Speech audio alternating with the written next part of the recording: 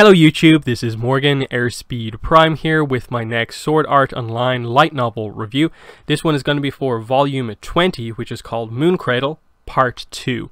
So, we have the full Moon Cradle now, but is it really the full Moon Cradle? Was Moon Cradle really a story arc to itself? Kind of, but also kind of not really. My main reaction to finishing this book was just kind of like, is that it? Like, that's where they're ending it? Like, not really resolving almost anything that the book set up? And I think it was made even worse by Reiki Kawahara's comments in the Afterword. I sort of felt a little bit angry when I read this.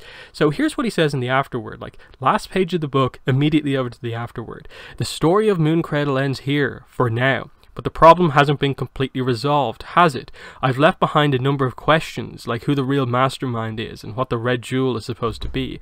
But the battle between Kirito and the Black Emperors is going to continue over another 100 years and eventually get to the battle with the abyssal horror from volume 18. So if I want to write the whole story out, who knows how many books that might take. At the very least, I wanted these two books to provide a bit of enlightenment for the feelings of TS and Ronye. But even that didn't get a full conclusion. I'm sure that one day TS will hear Yu-Gi-Oh's voice through the blue rose sword. So, but what about Ronye? She has a distant descendant in Laranai, so we know she will have children eventually. It's hard to imagine her cutting off her feelings for Kirito and marrying someone else at this point in time, but now that she's about to be promoted to a proper knight, I'm sure that Ronye will get much, much stronger and find her own answer, not something that's been given to her by someone else.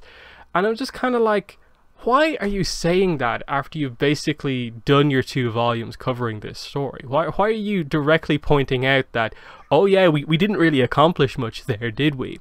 Because what I'd say is the main thing coming out of this is just that, like, okay, Ronye seems very, very, very capable as a knight. She's going to become a very strong knight, because it mentions here her feelings for Kirito, but in the grand scheme of this book, it's not really brought up that much compared to, say, how like the main focus for TS as a character is her lingering feelings for Yu-Gi-Oh, and how she is so sort of held back by still struggling with that she's struggling to do the other things.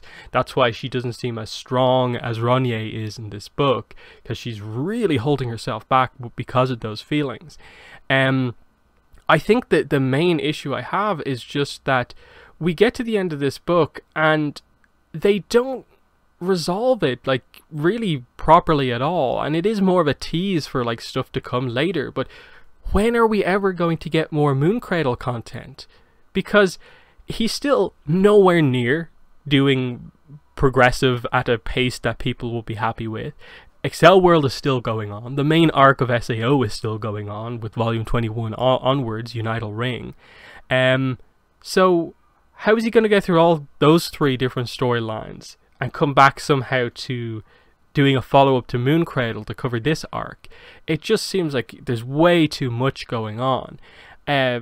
I get it, he maybe wants to make sure he has stories going forward, and that when he potentially wraps up sort of SAO in terms of how far into the future it's going, you can always come back to the focus of SAO being completing Aincrad and covering Moon Cradle.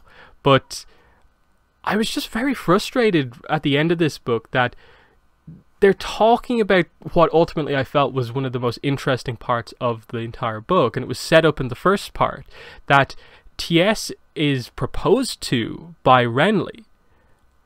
He wants to marry her, and she just doesn't give him an answer because of her feelings for Yu-Gi-Oh, which is fair enough in the first book.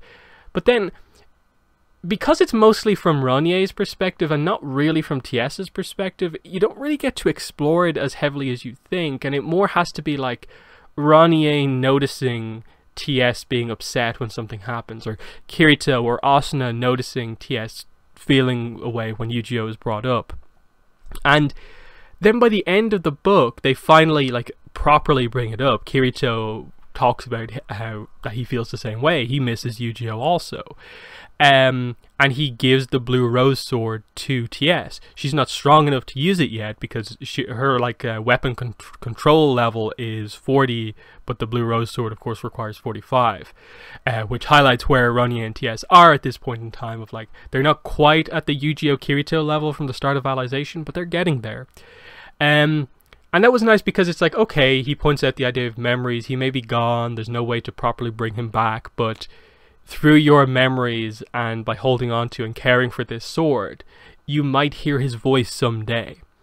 And it just feels like, okay, I get it, you want to have her not just forget about Yu-Gi-Oh! But it also feels a little bit like that is not really resolving the arc at all, to just have her sort of have her hopes up for one day getting a line or two from Yu-Gi-Oh! Just out of the sword, when she's been proposed to by Renly, who I believe in the first book they did sort of mention that she does like him. I don't think it's like romance or love just yet, but like kind of like, why not, or anything. I just don't like that, like, most of the main things set up in this book are left for later, in that even the main plot, which takes so long in this book to finally come out, like after the whole first book was like a tease of what's going on here, what basically comes out is that the stuff that was teased in the first book with the sort of the unification of the four emperors and stuff like that, who rose up, that Kirito and everyone had to help with taking down, they've returned. They've harnessed some way to use the sacred arts to create minions, but specifically minions using like a corpse or a living being to make a stronger minion. And it's more or less this way to sort of kind of have someone return from the dead. So what they go for here is that Moon Cradle Part 2 starts off with a flashback chapter covering Ronye and TS as they took down one of the emperors. Like literally they covered the idea that Ronye and TS were the ones to sort of land the final blow on him. And so it's very significant for when the plot finally kicks off in this book, they encountered this guy. And this is what reveals to us, it's that these emperors have managed to sort of survive these events by becoming these minions, which of course were covered at the end of the first volume. But this is them in their kind of main form of like, this is why you can cut their arms off and stuff like that, but they don't die, because they're fundamentally, you know, made of clay. They're just basically one thing somewhere within the body keeping them alive. So they're alive until you cut through the vessel of that body. And that's just getting into the specifics of how it ends up working out here. They thematically try to link a few things in with sort of TS's feelings with regards to, like, she wants to speak to Yu-Gi-Oh! Again, and there's a minor point at which, you know, I think it's Ronye just notices that, like, oh, this explains why TS was kind of acting so weird throughout a lot of what was going on, because she must have been thinking like, oh, maybe there's some way to use that ability to bring Yu-Gi-Oh! Back, even though she'd probably never do it. But again, it has to be acknowledged, and Kirito says it, that what they were doing, while it technically looks like that, isn't what you think it is. Yu-Gi-Oh! Is gone, and he kind of points out that the few times his memories returned to help me, they sort of burned themselves out as they did it. But your memories of Yu-Gi-Oh! Are still alive, so that's the important thing going forward. They're also a point where it looks like a kind of haunted house, and they mention like ghosts, and TS almost, like, the whole reason this ends up sort of happening is that TS wants to investigate this place because of ghosts, with the just slight hope that maybe it is the spirit of Yu-Gi-Oh! That she can talk to, and that's where the whole plot sort of kicks off from. Like I said, there's no real plot focus with regards to like Ronye's feelings for Kirito, in that she seems nothing but supportive of his relationship with Asuna, and even then, there's just like one chapter where I think it's from Asuna's perspective, and she just notes that, like, she knows Ronye likes Kirito, and that like with a lot of her friends in the real world, it puts her in a kind of weird position where she knows like most of her friends, like Silica, Lisbeth, Sinon, do have feelings for Kirito. that they suppress around her because she's the one in a relationship with Kirito. But she does sort of feel bad that that's sort of the way things have to be. And she notices that sort of the same thing is happening here with Ronier to a degree, but she's still being completely nice to Ronier, of course. And they once again like address the idea of like Asuna, like, should she say something to Ronier about this? But then they never do anything with it, and it's very much this weird thing of like, what is this volume doing? It's so uncommittal to most of what it's trying to do, which makes it feel very odd. Like, it's good, like I enjoyed reading the book, but it's not the most satisfying SAO book by any means, and it definitely needed a bit more. Like, I like that the dragons, Ronier and TS's dragons get to be a little bit more of a focus. We get stuff like Ronier's dragon is becoming picky with its food, so she has to teach it to, oh, what if it caught its own food? Then it will be more likely to eat it because it's food it caught itself. And that ends up working out quite well. And then the mission, like the success of Ronier and TS comes down to everyone's been captured, but the captors don't know that Ronier's dragon is there, so she has to be the one to save them. And so we get a chapter from her perspective as she becomes friends with this rat that she meets, and it kind of guides her in the direction she needs to go.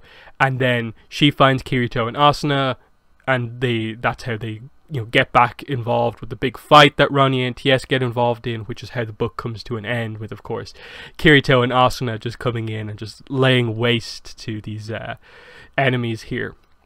So that was obviously very exciting when it happened, and in general, like the fights that do happen, it is a strong showing from both of them, especially Ronier, who, she is really on the fast track to becoming a full-on integrity knight and being one of the best.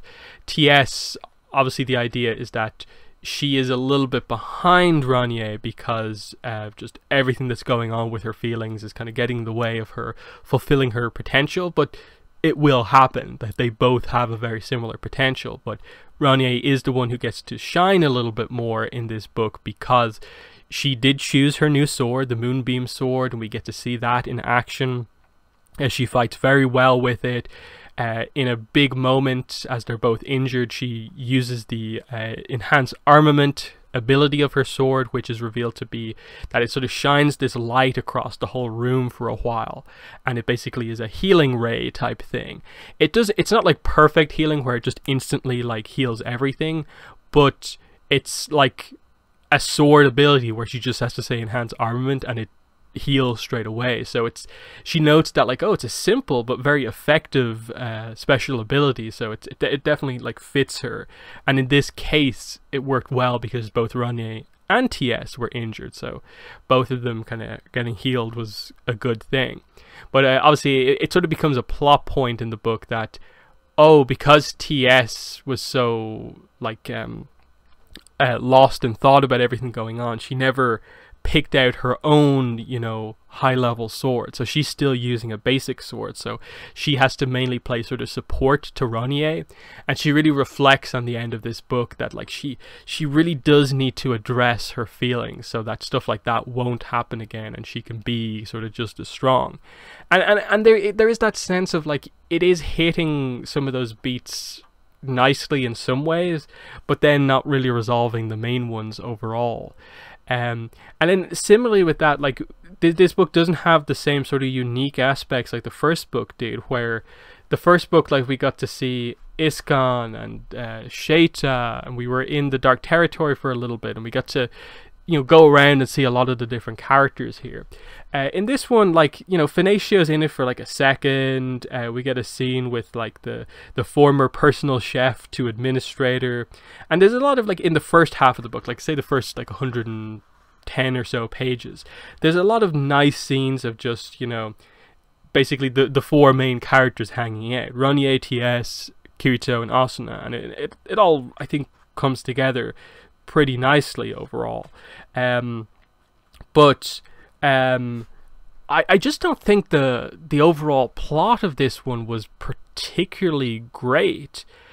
Mainly because, like Kawahara said in the acknowledgement, he hasn't really gotten into who's really behind it all. Because obviously the idea is like, okay, is it just these four emperors working together? But then how did they get the jewel that is part of Vecta's crown, that is sort of like the key aspect to how this is actually happening? And it's like, what is it? Like, that means that there has to be some connection back to the Dark Territory in some way, and potentially the Mages Guild, or the Assassin Guild, or something like that. I'm going to guess it probably will come back to the Assassin's Guild, because they seem to get taken out very, very quickly back in Alicization, but I don't really know. So yeah, it's a frustrating one for me, this book. This video probably will be shorter than most of my other light novel reviews, but it's just because I don't really think there's that much specifics to talk about in this one. A lot of it, like I said, is just fun character interaction moments that are very nice to read, but don't end up accomplishing as much as you'd maybe think. Like, it's just the writer knows how to write his characters well. They're in characters in scenes together, but those scenes aren't inherently doing anything with the plot.